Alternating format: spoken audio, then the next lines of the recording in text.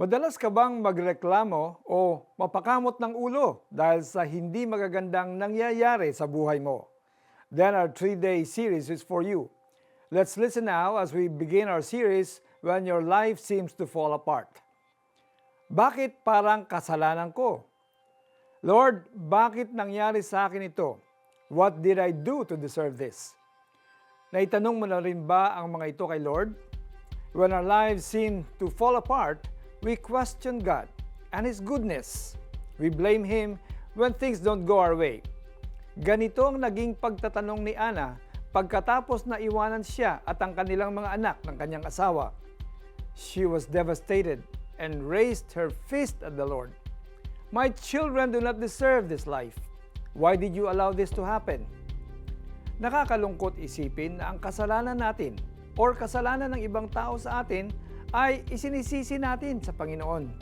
Parang mas madali tayong magturo kung sino ang may kasalanan kaysa sa umamin.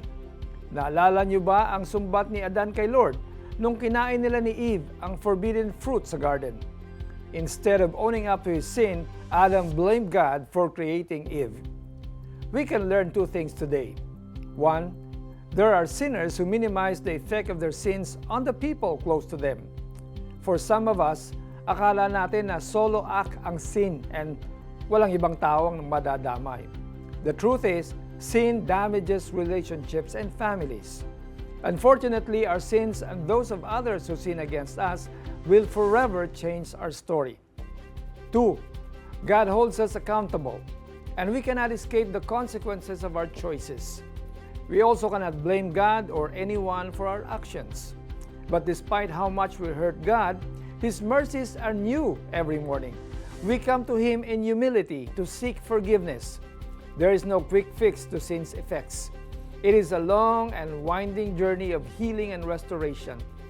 But just as He extended grace to Adam and Eve, He also lavished us with His grace. Oh, what a gracious God we have. Let's pray.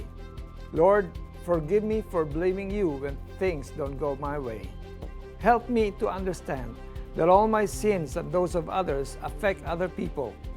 Show me a way out when I am about to sin and protect my family too. In Jesus' name I pray. Amen.